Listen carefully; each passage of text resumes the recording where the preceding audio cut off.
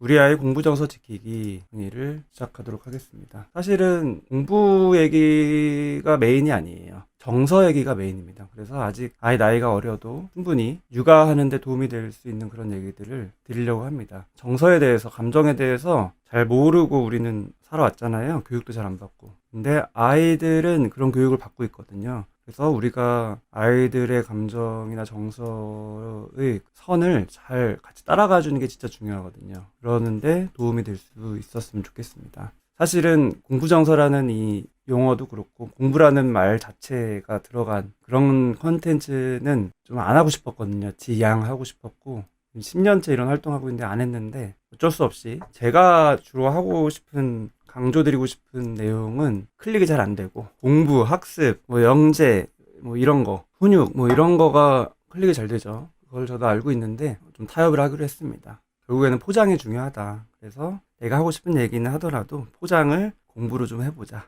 정서가 진짜 중요하다는 거를 직업적으로 너무 잘 알고 있고 또 아이를 키우면서도 계속 경험하고 있고 그래서 이런 것들을 함께 나누는 시간이 되도록 노력하겠습니다. 아이를 키울 때 크게 3번 내려놓는 순간이라고 제가 얼마 전에 인스타에 올렸고 아사병원 김효원 교수님이 어떤 인터뷰에서 한 얘기를 참고해서 출처 밝히고 했는데 크게 내려놓는 3번의 순간 언제가 있을까요? 아이가 생각보다 공부를 잘하지 않는다. 처음부터 이제 훅 와닿죠. 이런 거를 이제 발견하게 되는 순간들이 점점 옵니다. 미취학 때, 유치원 때부터 오기도 하고, 초등학교 저학년 때부터 오기도 하고. 그래서 조금 마음을 내려놓고, 근데 이게 한 번이죠. 그 다음에 공부는 못해도 착할 줄 알았는데 그렇지도 않다라는 점. 성격, 인성, 정서 이런 부분들도 내려놓게 되는 좌절의 순간. 그 다음에 이렇게 2번 내려놨는데 또 있는 거예요. 뭐가 있지? 공부도 그렇고 정서도 그렇고 바로 제일 중요한 건강, 신체적인 건강. 공부도 그렇고 착하지도 않아서 건강할 줄 알았는데 그렇지도 않다. 이런 경험들을 많은 분들이 이제 순차적으로 하고 그게 3번 내려놓는 순간이다. 이런 게 있죠. 근데 이제 이거 중에서 첫 번째 내 아이가 생각보다 공부를 잘하지 않는다라는 첫 번째 좌절, 이 첫 번째 좌절에 대한 경험들을 많이 하시고 거기서 고군분투하시고 그런 게 이제 학원 다니고 숙제 시키고 하면서 또 초등학교 가고 수학하고 영어하고 하면서 생기는 경우들이 많은 것 같습니다. 한글 떼기부터 이 한글이라는 게 또 첫 번째 과제로 많이 찾아오고 구구단도 또 그런 경우가 많이 있습니다. 제가 드리고 싶은 가장 포인트의 말씀은요, 망치지만 말자예요. 육아에 대해서 또 교육에 대해서 저도 부모기 때문에 많은 압박감이 있고요. 많은 분들이 그런 게 있다는 거 알아요. 근데 제가 정신과 의사로서 늘 강조드리는 얘기가 있습니다. 책에서도 그렇고 강의에서도 그렇고 정신과 의사 정말 유튜브에서도 그렇고 사람이 생각보다 별로다. 그리고 육아서에서 주로 말하는 거는 부모도 사람이다. 그러면 부모도 생각보다 별로다. 이렇게 되는 거죠. 그게 비하가 아니라 우리가 생각보다 나 자신에 대한 기준, 부모로서의 기준이 너무 높아지고 그래서 육아나 교육 측면에서도 아이를 내가 어떻게 막 만들어줘야 될 것 같은 압박감을 많이 가지게 되는 것 같아요. 근데 생각보다 부모가 긍정적인 영향을 많이 미치는 가능성이 그렇게 크지 않아요. 그리고 반대로 부정적인 영향을 미치는 소지가 생각보다 많아요. 그래서 이 기준을 내가 막 잘하자가 아니라 최악만 막자라는 그 관점을 가지는 게 되게 중요한 것 같아요. 그렇다고 해서 최악만 막는 정도의 양육이나 교육이 되는 게 아니라 그 마음가짐이 있어야지 내 감정이나 내 멘탈을 관리할 수가 있고 그래야지 오히려 최선의 육아 교육이 되는 이런 좀 돌아가는 느낌이 진짜 중요한 것 같아요. 그래서 망치지만 말자. 제가 굳이 비유를 드리면은 여러 가지 육아에 대한 비유들이 있지만 식물인 것 같아요. 식물 어쨌든 동물을 키우고 있지만 천천히 자란다. 인간이 다른 동물과의 차이점이죠. 저는 고양이를 키우지만 고양이는 아주 어렸을 때부터 태어나자마자 기어다니고 혼자 자고 저의 뭉치도 인간과 다른 점이 진짜 혼자 잘 자는구나. 혼자 잘 먹는구나. 되게 수월하다. 이런 느낌을 많이 받았습니다. 근데 인간은 걷는 데만 해도 1년이 걸리고 그냥 혼자서 뭔가 독립적인 생활을 하게 만드는데 20년이 걸리죠. 그게 육아의 기간이고 생각보다 천천히 자라는 이런 식물 같은 느낌이 있습니다. 콩나물에 우리가 물을 주면은 물이 다 빠져나가는 것 같죠. 근데 콩나물은 자랍니다. 아이도 똑같은 것 같아요. 내가 당장 뭔가를 눈에서 딱 보려고 확인하려고 하는 순간 실망하고 좌절하고 마음은 더 조급해지고 그러면 더 오버하고 더 악순환되고 그게 결국 망치게 되는 길이고 천천히 길게 보는 게 진짜 중요한 것 같습니다.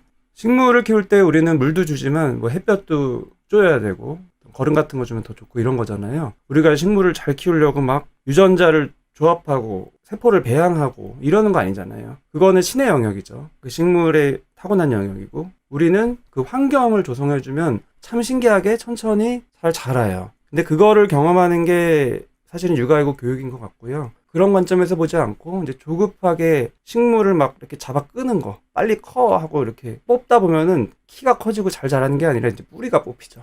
그런 다음에 이제 뿌리가 뽑히면은 전문가에게 오게 됩니다. 그래서 뭐 직업적인 특성일 수도 있어요. 그런 분들을 주로 마주하기 때문에 그러지만 않아도 참 좋겠다. 정말 재능이 있는데, 잠재성이 많은데, IQ 검사 같은 거 해봐도 뭐 상위 1% 이상이기도 한데, 이렇게 뿌리가 뽑혀가지고 정서적으로 너무 쉽게 말해서 망가져가지고 자기의 잠재력을 발휘하지 못하고 너무너무 안타깝죠. 그거는 뭐 사회적인 손실이기도 하지만 우선 개인에게 너무 큰 좌절감인 것 같아요. 그런 분들을 많이 마주합니다. 그래서 그거를 천천히 하는 거를 말씀드리는 건데, 채팅창을 보면은 망친 것 같아서 겁나네요. 이렇게 또 망친다는 말만 들어도 마음이 막 힘들죠. 불안이 자극되고, 그런 불안이 부모에게는 있는 것 같아요. 강수희님이 욕심이 결국이라고 말씀드렸지만, 그 욕심 자체도 뭐 욕심은 나쁘다, 부모는 욕심을 버려야 된다, 이런 얘기를 드리려고 하는 게 아니에요. 욕심이라는 거는 사람에게 너무 중요한 또 본능적인 부분도 있고요. 또 사람이 생각보다 별로여서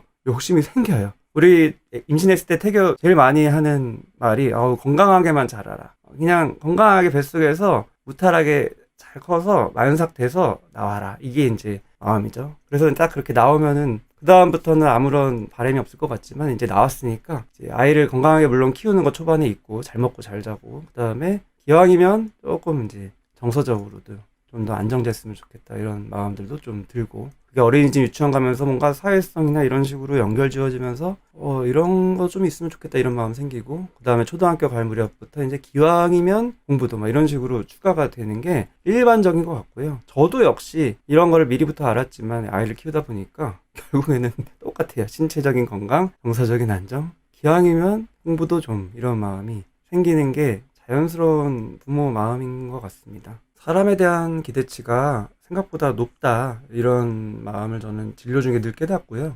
그 사람이라는 거는 남도 해당되고 나도 해당되고, 부모로서의 나에 대한 기대치도 높아서 뭔가를 막 해야 될 것 같은, 그 다음에 자녀에 대한 기대도 높아서 아이임에도 불구하고 내가 아이인 걸 감안해서 보니까 너무 급발진했구나, 이런 깨달음을 얻고 또 후회하고 자책하고, 하지만 다음날 또 그러고, 이런 게 계속 반복되는 게 부모의 삶이죠.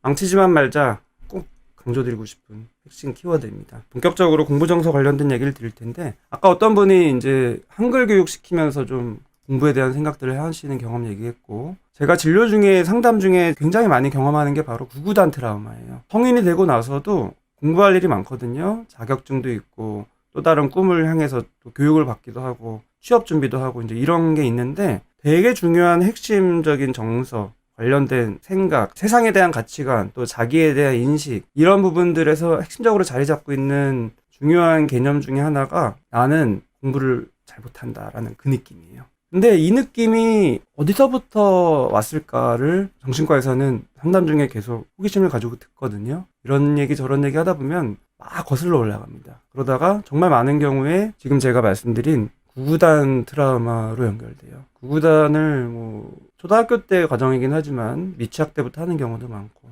구구단을 가르치는 거는 문제가 없지만 그 과정에서 아이들이 트라우마를 생각보다 많이 받습니다. 트라우마라는 게 굉장히 주관적이기 때문에 부모가 놓치는 게 많아요. 언어적으로도 되기도 하고, 심지어 신체적으로도 하기도 하고. 지금은 그래도 어느 정도 육아에 대한 교육들이 좀 이루어지는 실정이지만, 지금 성인이 된 분들은 어렸을 때 부모로부터 훈육이라는 명목 하에 체벌, 구구단 못 외우면 손바닥 맞고, 이런 경험을 하시는 분들이 되게 많아요. 지금 여기도 계실 수가 있죠.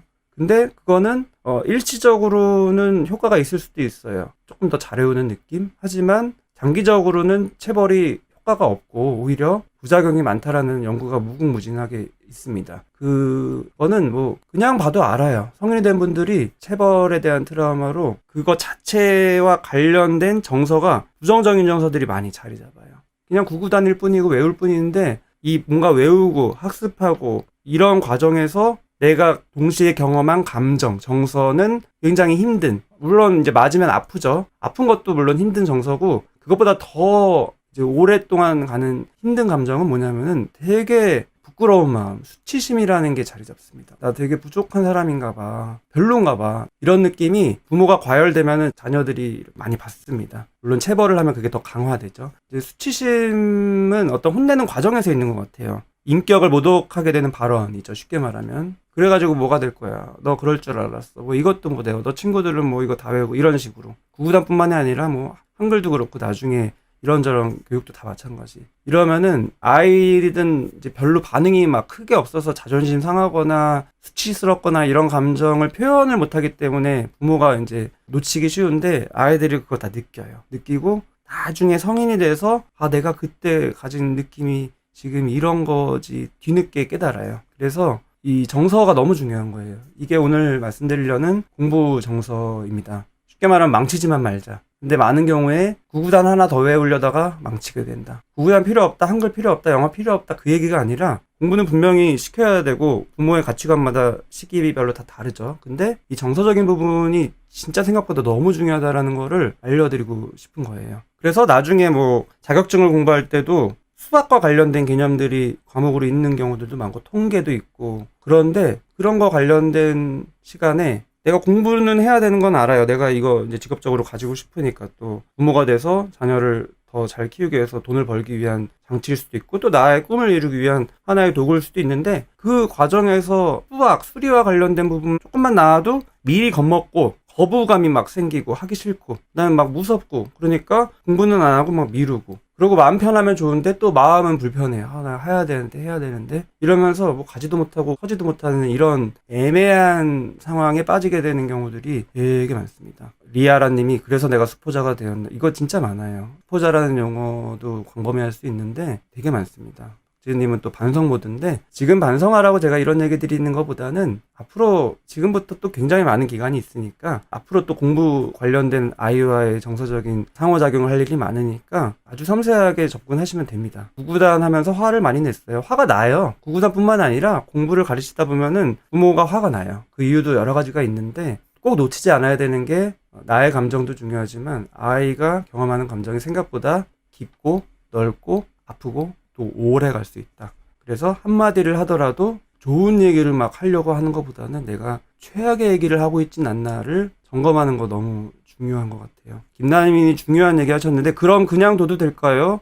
이건 그냥 두라는 얘기가 아니에요. 아이 스스로 버티면서 뚫고 가야 하는 게 사실인데 현실은 그냥 안 하고 말고 그러다 보니 8세인데도 한 자릿수 더하기도 심각하게 느린 모습에 너무 고민스러워요. 그냥 두라는 얘기가 아니라 분명히 연령대 또래보다 뭔가 부족하거나 뒤처지는 느낌이 들면은 뭐 기다려도 되는 경우도 있지만 부모가 옆에서 조금 더 도와줬었을 때 더 이제 효과적으로 출발이 되는 그런 경험들을 또 할 수가 있는데 그거 자체는 필요한 부분이 많아요. 근데 중요한 거는 그 과정에서 내가 아이의 정서를 놓치면 안 된다. 이런 얘기를 드리는 거예요. 근데 여기서 중요한 게 뭐냐면은 아이의 정서를 내가 놓치기 싫고 함께 하고 싶어도 부모의 정서가 상호작용이 되기 때문에 내 정서가 또 관련된 힘든 부분들이 있으면 막 올라옵니다.